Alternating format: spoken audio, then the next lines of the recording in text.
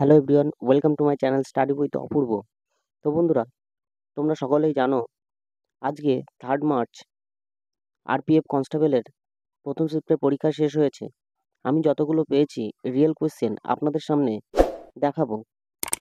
আপনাদের যাদের আগামী দিনে পরীক্ষা আছে তারা অবশ্যই এই ভিডিওটি দেখে নেবেন, আপনাদের অনেক উপকারে আসবে।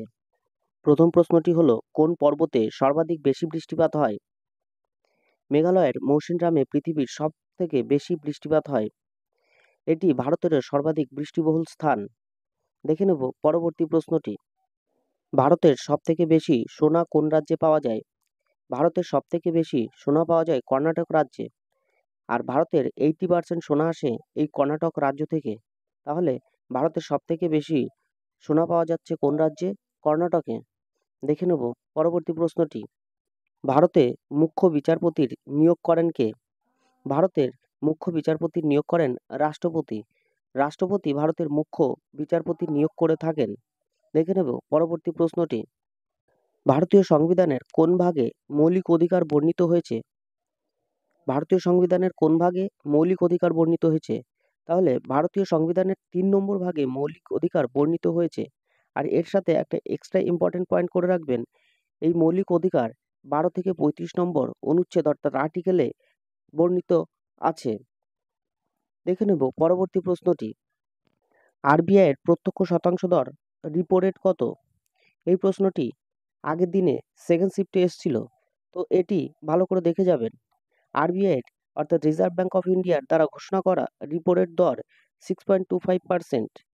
আর এর সাথে একটি এক্সট্রা ইম্পর্টেন্ট পয়েন্ট করবেন, রিভার্স রিপো রেট দর কত?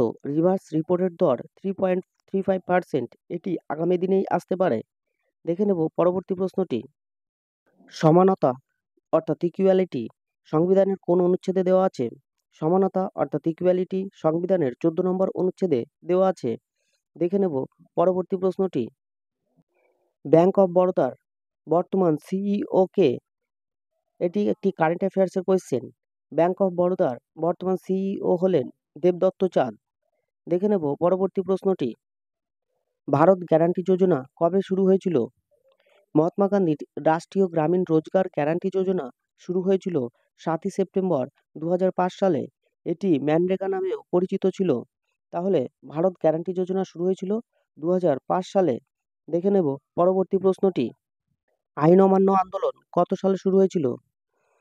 আইন অমান্য আন্দোলন কত সালে শুরু হয়েছিল? মহাত্মা গান্ধীর নেতৃত্বে আইন অমান্য আন্দোলন শুরু হয়েছিল 12ই মার্চ 1930 সালে। তাহলে আইন অমান্য আন্দোলন শুরু হয়েছিল 12ই মার্চ 1930 সালে। আর এর সাথে পরবর্তী দিনে প্রশ্ন আসতে পারে, আইন অমান্য আন্দোলন কে শুরু করেছিলেন? তখন বলতে হবে মহাত্মা গান্ধী। দেখে নেব পরবর্তী প্রশ্নটি। 2025 সালে ন্যাশনাল গেমস কোন রাজ্যে আয়োজিত হয়েছিল? 2025 সালের ন্যাশনাল গেমসের 38তম সংস্করণ আয়োজিত হয়েছিল ভারতের উত্তরাখণ্ড রাজ্যে। তাহলে 2025 সালের যে ন্যাশনাল গেমস হয়েছিল সেটি ভারতের কোন রাজ্যে আয়োজিত হয়েছিল? উত্তরাখণ্ড রাজ্যে আয়োজিত হয়েছিল। এই ন্যাশনাল গেমস সম্পর্কে একটি কমপ্লিট ভিডিও আমার চ্যানেলে দেওয়া আছে।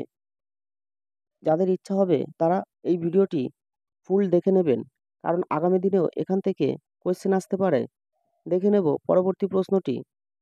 চাপ অর্থাৎ প্রেসার কোন নিয়মের উপর কাজ করে? চাপ অর্থাৎ প্রেসার কোন নিয়মের উপর কাজ করে? প্রেসার অর্থাৎ চাপ পাস্কালের নিয়মের উপর কাজ করে। দেখে নেব পরবর্তী প্রশ্নটি। মৌলিক কর্তব্য কোন দেশের সংবিধান থেকে ধার করা হয়েছে? আমাদের দেশের ভারতীয় সংবিধানের মৌলিক কর্তব্য কোন দেশের সংবিধান থেকে ধার করা হয়েছে? আমেরিকা অর্থাৎ ইউএস এর সংবিধান থেকে ধার করা হয়েছে। এই মৌলিক কর্তব্য 1976 সালের সংবিধানের 42তম সংশোধন দ্বারা যুক্ত করা হয়েছিল। আর এটির সংবিধানের 4 নম্বর ভাগে রাখা হয়েছে। দেখে নেব পরবর্তী প্রশ্নটি। ভারতের সবুজ বিপ্লবের জনক কাকে বলা হয়? ভারতের সবুজ বিপ্লবের জনক কাকে বলা হয়? ভারতের সবুজ বিপ্লবের জনক বলা হয় এম.এস. স্বামীনাথনকে। দেখে নেব পরবর্তী প্রশ্নটি। সড়ক সীমা সংগঠন অর্থাৎ বিআরও বর্ডার রোড অর্গানাইজেশন কত সালে গঠিত হয়? বর্ডার রোড অর্গানাইজেশন অর্থাৎ বিআরও সড়ক সীমা সংগঠন গঠিত হয় 1960 সালে। দেখে নেব পরবর্তী প্রশ্নটি। এলপিজি গ্যাসের প্রধান উপাদান কি? এলপিজি গ্যাসের প্রধান উপাদান হলো প্রোপেন ও বিউটেন। এলপিজি গ্যাসের প্রধান উপাদান হলো প্রোপেন ও বিউটেন। দেখে নেব পরবর্তী প্রশ্নটি। সিমব্যাক্স 2024 সৈন্যাভ্যাস কোথায় আয়োজিত হয়েছিল? সিমব্যাক্স 2024 সৈন্যাভ্যাস আয়োজিত হয়েছিল ভারতের বিশাখাপত্তনমে। এই সৈন্যাভ্যাস হয়েছিল ভারত ও সিঙ্গাপুরের সৈন্যদের মধ্যে। দেখে নেব পরবর্তী প্রশ্নটি। কোন রাজনৈতিক নেতা 2024 সালে প্লেন দুর্ঘটনায় মারা গেছেন? 2024 সালে কোন রাজনৈতিক নেতা প্লেন দুর্ঘটনায় মারা গেছেন? 2024 সালে ইরানের রাষ্ট্রপতি ইব্রাহিম রাইসি প্লেন দুর্ঘটনায় মারা গেছেন। তো বন্ধুরা, কারেন্ট অ্যাফেয়ার্সের ওয়েটেজটাও কিন্তু পরীক্ষায় অনেক দেখা যাচ্ছে। আপনারা যারা কারেন্ট অ্যাফেয়ার্স পড়তে চান তারা আমার চ্যানেলটি ভিজিট করতে পারেন।